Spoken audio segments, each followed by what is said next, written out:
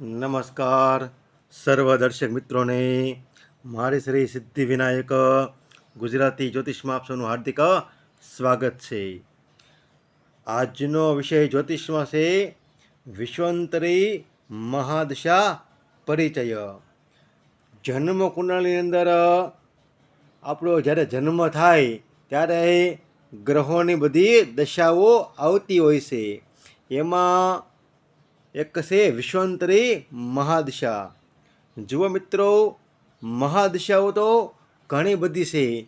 જેવી રીતે વિશ્વંતરી મહાદશા, અષ્ટોત્તરી મહાદશા, યોગિની મહાદશા, ચર મહાદશા, મંડુક મહાદશા, નારાયણી મહાદશા, સુદર્શન ચક્ર મહાદશા, આવી અનેકો મહાદશાઓ રહેલી છે. પરંતુ જે જ્યોતિષના આદ્ય પ્રણેતા ગણાય છે એવા પરાશર મુનિએ વિશ્વંતરી મહાદશાને વધારે મહત્ત્વ આપેલું છે. એનો મતલબ એવો નથી કે બીજી દિશાઓનું મહત્ત્વ નથી, એનું પણ મહત્ત્વ રહેલું છે. પરંતુ જે વ્યાસ ભગવાનના પિતા હતા એવા ભગવાન પરાશર મુનિ, જેણે જ્યોતિષશાસ્ત્રની રચના કરેલી છે, જેણે ગ્રહોનું પોતાની દિવ્ય દ્રષ્ટિ વડે જ્ઞાન મેળવેલું છે, જેણે બૃહદ પરાશર હોળાશાસ્ત્રનો ગ્રંથ પણ રચેલો છે, એવા પરાશર મુનિએ વિશ્વંતરી મહાદશાને વધુ મહત્ત્વ આપેલું છે. તો આજે આપણે વિશ્વંતરી મહાદશા વિશે પરિચય આપણે મેળવશું. તો જુઓ મિત્રો, જન્મ કુંડળીમાં જન્મ સમયે ચંદ્ર જે રાશિમાં હોય, જે નક્ષત્રમાં હોય ને, એના આધારે મહાદશા નક્કી થાય છે.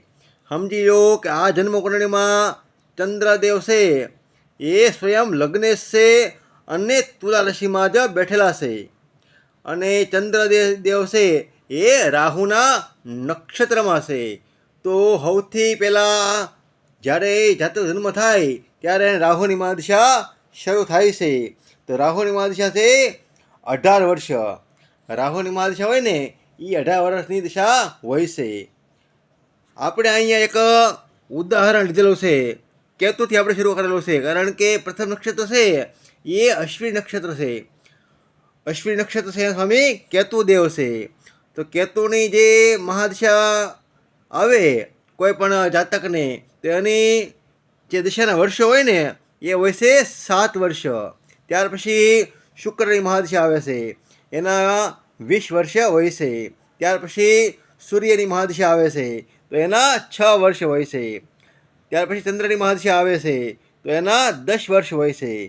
ત્યાર પછી મંગળની મહાદશા આવે છે, તો એના 7 વર્ષ હોય છે.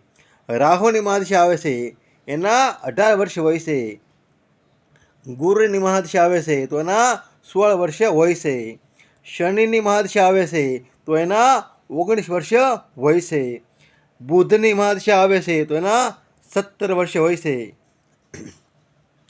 આ બધાનો આપણે સરવાળો કરીએ ને તો 120 વર્ષ થાય છે. એટલે એને કહેવામાં આવે છે વિશ્વંતરી મહાદશા.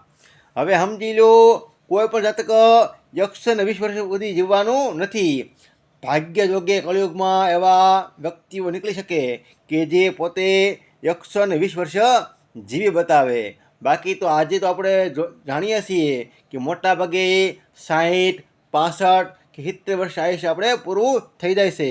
આમ તો આપણું આયુષ્ય 100 વર્ષનું કીધેલું છે, પરંતુ દશાઓના ક્રમમાં આનો બતાવવામાં આવ્યું છે 120 વર્ષ. એમ કહેવાય છે કે કૃષ્ણ ભગવાન છે એ પોતાના જીવનકાળ દરમિયાન 120 વર્ષ સુધી જીવ્યા હતા.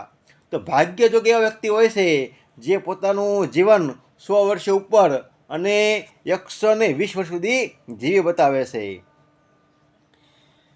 હવે સમજી લો કે આ જાતકની જન્મ કુંડળી છે તો એની રાશિ આવે છે તુલા, અને ચંદ્રદેવ બેઠા છે રાહુના નક્ષત્રમાં.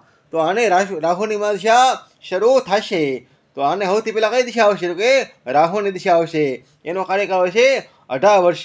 પછી ગુરુની આવશે, એના 16 વર્ષ. પછી શનિ, પછી બુધ, પછી કેતુ, પછી શુક્ર, સૂર્ય, ચંદ્ર અને મંગળ, આવી રીતે એની મહાદશા શરૂ થાય છે. જ્યોતિષમાં આખો ખેલ હોય ને તો એ મહાદશાઓનો રહેલો છે.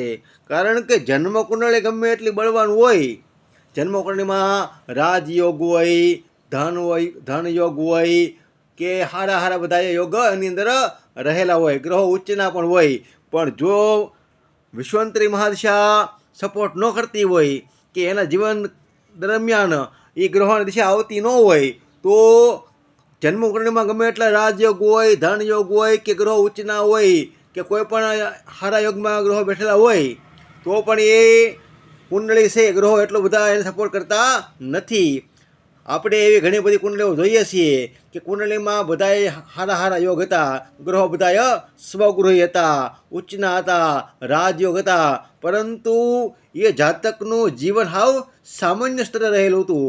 ત્યારે આપણે જોઈએ કે જ્યારે આ જે ગ્રહો એને સ્વગૃહી હતા, રાજયોગમાં હતા, પણ એને દિશા આવતી નહોતી, અથવા તો આ દિશા જે આવી એ બધી નાની ઉંમરમાં આવી ગઈ. એટલે કે જન્મ થયો અને વર્ષ 2 વર્ષનો બાળક થાય ત્યારે એને ગ્રહો ઉચ્ચના હોય, રાજયોગમાં હોય, ધન યોગમાં હોય તો એટલું બધું એનું ફળ સારું મળતું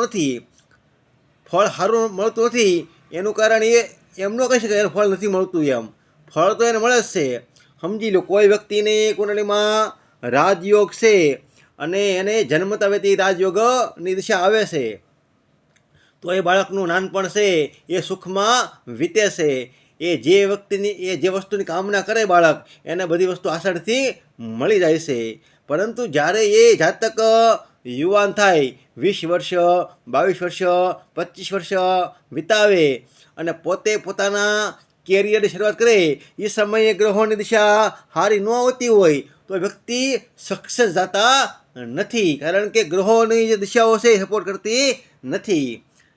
અથવા તો આપણે એમ પણ કહી શકીએ કે આ વ્યક્તિની જન્મથી માંડી અને યુવાની પછી પણ કોઈ બહુ દિશા સારી આવતી નથી, પરંતુ આની વૃદ્ધાવસ્થામાં દિશાઓ સારી આવે છે. વૃદ્ધાવસ્થામાં જે દિશા હોય એ રાજયોગ છે, ધન યોગ છે, તો આપણે એવું માની શકીએ કે આની વૃદ્ધાવસ્થા છે એ સારી જાય છે, કારણ કે આની વૃદ્ધાવસ્થામાં ગ્રહોની સારી દિશાઓ આવે છે. હવે સમજી લો, આપણે એક આ ઉદાહરણ કુંડળી લીધેલી છે. તો ઉદાહરણ કુંડળીમાં જન્મકુંડળી બનાવી છે કર્ક લગ્નની. કર્ક, સિંહ, કન્યા, તુલા, વૃશ્ચિક, ધન, મકર, કુંભ, મીન, મેષ, વૃષભ અને મિથુન, આવી રીતે કર્ક લગ્નની જન્મકુંડળી બનાવી. તો ત્રીજા ભાવમાં રાહુ, ચોથા ભાવમાં ચંદ્ર અને મંગળ, છઠ્ઠા ભાવમાં ગુરુ સ્વગૃહી, 8મા ભાવમાં શુક્ર, 9મા ભાવમાં શનિ અને કેતુ અને 11મા ભાવમાં સૂર્ય અને બુધ. હવે આ કુંડળીમાં આપણે જોઈએ તો રાજયોગ રહેલો છે. આપણે મારા આગળ વિડીયોમાં રાજયોગ લક્ષ્મીનારાયણ યોગ કેવી રીતે બને એના વિશે આપણે વિડીયો વાતો કરી હતી. જો તમારે એ વિશે જાણવું હોય તો તમારા આગળ વિડીયોમાં જઈને જોઈ શકો છો. ચંદ્ર એ લગ્નેશ છે અને મંગળ છે એ ત્રિકોણ ભાવનો અધિપતિ બને છે. તો કેન્દ્ર અને ત્રિકોણ ભાવના અધિપતિ બનતા હોય ને જે ગ્રહો, એ રાજયોગનું નિર્માણ કરે છે. કારણ કે આ ભાવ 1, 4, 7 અને 10 આને કેન્દ્ર ભાવ કહેવામાં આવે છે. અને 5 અને 9 આ 2 ભાવને લક્ષ્મી ભાવ કહેવામાં આવે છે, એટલે કે ત્રિકોણ ભાવ કહેવામાં આવે છે. આ વિષ્ણુ ભાવ છે, આ લક્ષ્મી ભાવ છે.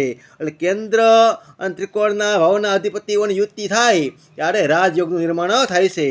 હવે આની કુંડળીમાં કેન્દ્ર અને ત્રિકોણના ભાવના અધિપતિની યુતિ થયેલી છે, ચંદ્ર અને મંગળની. ચંદ્ર મંગળની યુતિ છે આમ પણ એને લક્ષ્મી યોગમાં ગણવામાં આવે છે. તો આપણે એમ પણ કહી શકીએ કે આને રાજયોગ તો થયેલો છે, એ સાથે સાથે લક્ષ્મી યોગ પણ થયેલો છે.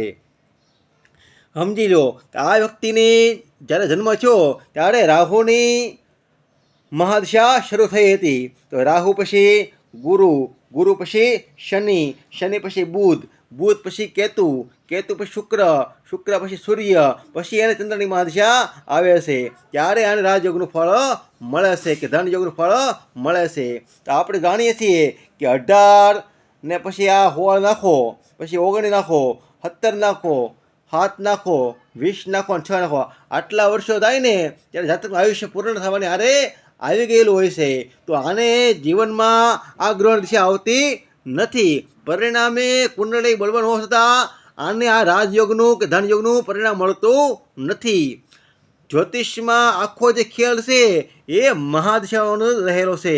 જેને યોગ્ય ઉંમરે સારી મહાદશા આવતી હોય એ વ્યક્તિનું જીવન સક્સેસ તરફ જાય છે, એ સક્સેસતા મેળવે છે, સફળતા મેળવે છે. એ જે વ્યક્તિ પોતે જે કામના કરે એની ઈચ્છાઓ બધી પૂર્ણ થાય છે. એનું કારણ બધી મહાદશા વિશે આધાર રહેલો છે. મહાદશા સપોર્ટ કરતા હોય અને ગ્રહો પર તમારે બળવાન હોય અને એ સમયે ગોચર પર તમને યોગ્ય સપોર્ટ કરતા હોય ને ત્યારે વ્યક્તિ જીવનમાં પ્રગતિ કરે છે, જીવનમાં કંઈક કરી બતાવે છે.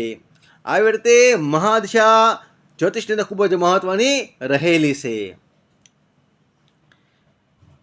જો મિત્રો વિડીયો પસંદ આવે તો લાઈક કરો, શેર કરો અને મારી ચેનલને સબસ્ક્રાઈબ કરો.